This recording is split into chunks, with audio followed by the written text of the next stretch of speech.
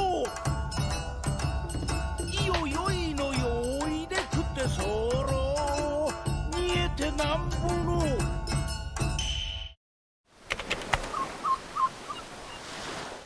What's up, everybody? Today we're playing some red-green Oden post EB02, so we got some awesome EB02 cards in this deck, as well as playing against Vegapunk here. Vegapunk also running the awesome new Vegapunk blocker, so we're going to see how this matchup ends up playing out. I did end up taking the play from Vegapunk, which is exactly what you want to do every time. Vegapunk seeing the play allows them to be incredibly aggressive, being able to put like a 5 or 6k body into play turn 1 and then just start hitting you with it.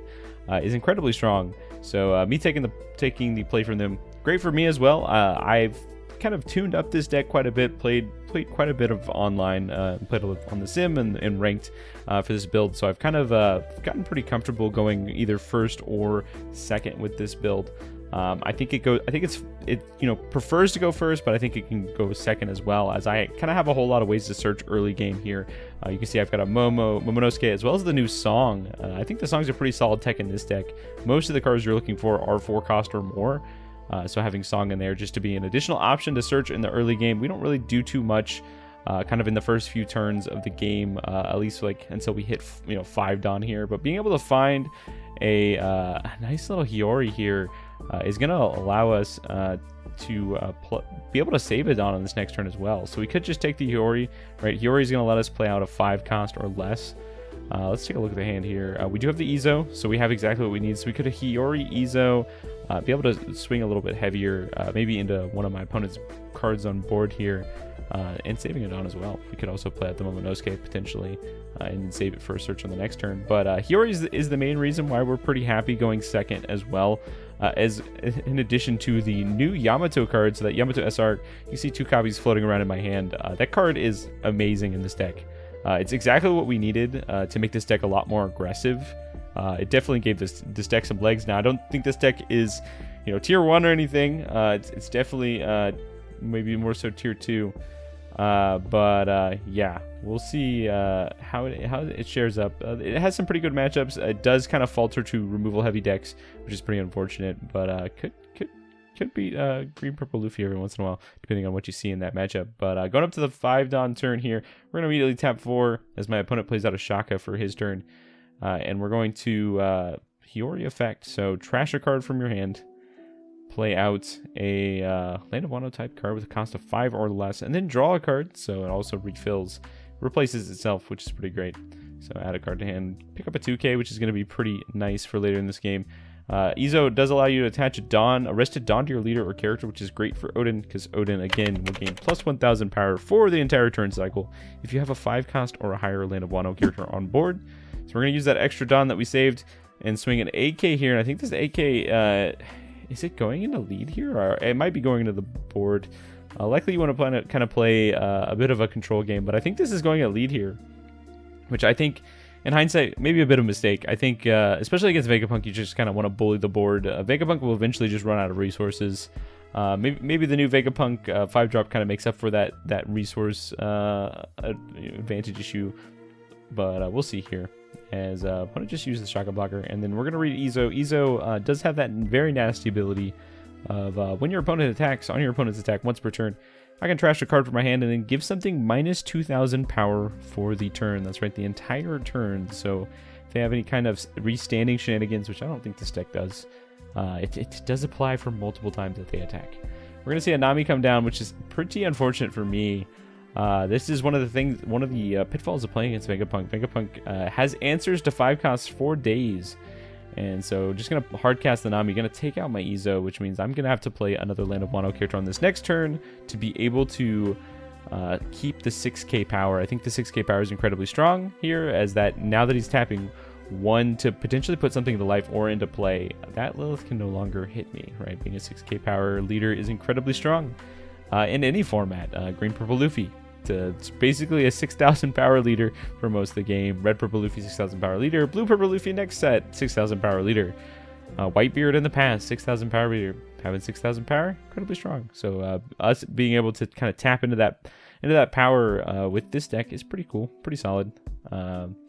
We have the Yamato to play next turn, which is great for us. They play a Lilith, and we're going to go ahead and now that my opponent, I don't know if you caught that, my opponent made a bit of a play. He searched up a, earlier in the game, he searched up a regular art Nami, right? So that Nami that's in play, but not specifically that one, a regular art one, and then played the alt art. So I know in hand he has another Nami in hand. So you're not going to catch me dead playing out another 5-drop. Just because I don't want it to get blown up here. So we're going to use Yamato's ability. Yamato attaches a Rusted Dawn to your leader if your leader is Ace or Land of Wano leader, and then gains Rush. So this is a 7k rusher, just going to go straight in. Opponent has not provided me with anything I can attack into here. So we're going to get a shock out of life, though. We're going to use that extra Dawn here to swing another. We're going to swing 8k at lead here. Opponent's just going to block it with the Shaka, and we're going to pass back to him. And see what they end up pulling off here. I've got, what, 1k, 1k, 2k, 1k. So a little bit of counter in hand. We've got the Mulgun in hand as well. Mulgun, fantastic card in this deck.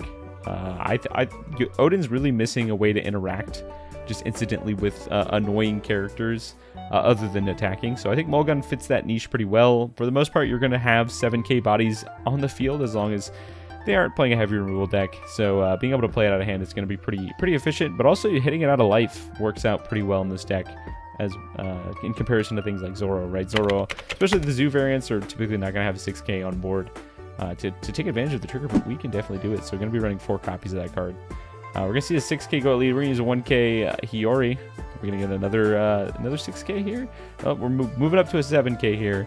I could use the 2k, but I think we're just going to take that here. Resources are important, and for the most part, my prerogative is to protect my board more so than my life, right? But obviously you got to protect life because this deck doesn't run any blockers other than Rosinante. We're going to see another 7k go at lead, and I'm just going to use a 2k to get out of that. We're running the Chopper 2ks, more specifically because we run the Song, right? Song can only find 4 drops and higher, so it's another 2k we can grab off. Also just a really good card in red, right? It's a 6k blocker if you play it out, or otherwise a 2k in hand, so just a fantastic staple for this archetype. And pass them back to us. Pick up a dragon here, so we could play the dragon, right, and just like go all out, like swing a board, try to control board a bit, as well as potentially swing into the life. If we hit their life, we are hitting a trigger. That trigger does put a 5 cost or less into play. Likely going to be that Shaka sitting on top of the yard there. So that life trigger will give them a blocker. We do have another Yamato in hand. I think I've drawn 3 of my 4 Yamatos, and what better way to showcase the power of this card? We're going to start with a 7k into the Lilith here. 3 cards in hand. They're just going to go ahead and take that. Don't want to give me 2 cards here. We're going to play the second Yamato here. Now, Yamato's ability is an activate main once per turn, so I can go ahead and attack, give 2 Dawn to my leader. So we're going to activate that one to give it Rush, and then we're going to go swing 7k into the other Lilith here, trying to clean up my opponent's board a bit. And now we can use the other Yamato effect to attach another Dawn to leader and just do like a big attack. I think we're going to lean into the Momonosuke, though. Momonosuke this late in the game could be a pseudo blocker, but likely just going to be something that I can just use to search, maybe search for some counter. I do have a few hits. We're going to grab die here, go up to 8k. We're gonna swing 8k at lead here. We could have swung more because of the other Yamato's effect, but honestly, not really a big deal. My opponent's gonna take that anyways, right? I could have swung 9k. My opponent would have taken it because this is gonna get them a Shaka back. We're gonna play out the Momonosuke. We're gonna tap 1, and we're gonna search top 5. Look for something cool. Likely gonna pick up a 2k counter here, just to try to protect board a little bit. We see a whole lot of options here. We want to take the 2k. Just to try to protect ourselves, protect our board. It does look like my opponent is more focused on my life total than my board at this point. So can kind of expect some big swings here. Up to 10 Dawn for the Vegapunk here. Two cards on the field that can attack. Likely not going to be attacking with the Shaka. My board's a little scary. I've got a few more rushers in hand here. Likely the dragon might come down on this next turn, but we're going to see what ends up happening here. Likely going to be some pokes at life instead. Maybe, like, nice thing about Momonosuke this late in the game, especially against Vegapunk, is it's probably just going to sit there. We're going to see another life trigger. This is going to grab another 5-drop or less out of the yard. So likely we're going to see that Shaka come back to do another blocking next turn, which is a little annoying, right? We kind of get in these weird loops with Vegapunk. We're just like blockers galore. We haven't seen the 5-cost Vegapunk yet, which I think is pretty outstanding for this archetype. but we'll see what ends up happening here. Also have the Egghead stage on the field, so likely going to be able to get some free swings in and then be able to stand things back up. That does make having the Shaka be an attacker just a lot better.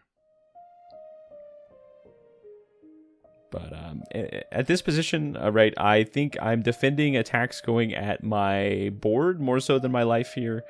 We're going to see a big ol' attack. That is a big ol' attack. A 10k with Nami. I'm just going to take that, and we hit exactly what we want to hit. There's a reason we run 4 in the deck. It's Mulgun.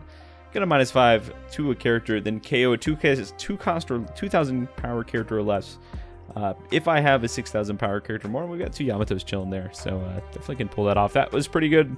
It means they've got 1 less blocker here, and that Shaka was likely going to swing in the lead for another hefty swing here.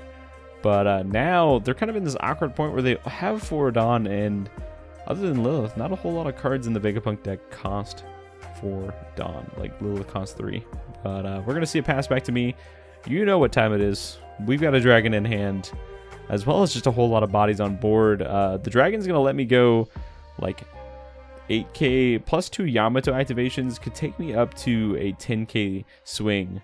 So we're likely going to go like 7, 7, 9, 10 is probably how we're gonna figure this out here. We are a little interested in another trigger coming out of this here, but we're gonna see what ends up happening. I also have the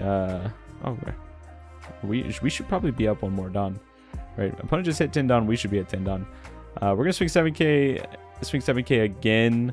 Trigger out the Shaka. My opponent did pitch away some cards to get out of the first attack. There we go. Now we know. Now we can see how much Dawn we're at, and we're gonna play out the Mulgun. So instead of going Dragon, we're gonna use the Mulgun to take out the other Shaka, and then we're just gonna play another Yamato. Right. So we're gonna tap 6.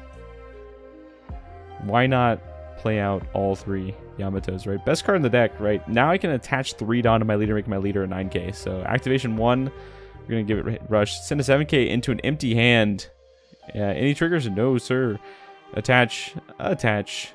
Swing a nice little 9k into lead here, and opponent just shows me a Nami, and we clean it up pretty effectively against Vegapunk. Kind of how you want to play against the matchup. Just deal with the board, swing at face when you can, and go for game once they're starved down on resources. Anyways, if you enjoy this type of content, definitely subscribe, and we'll see you in the next video.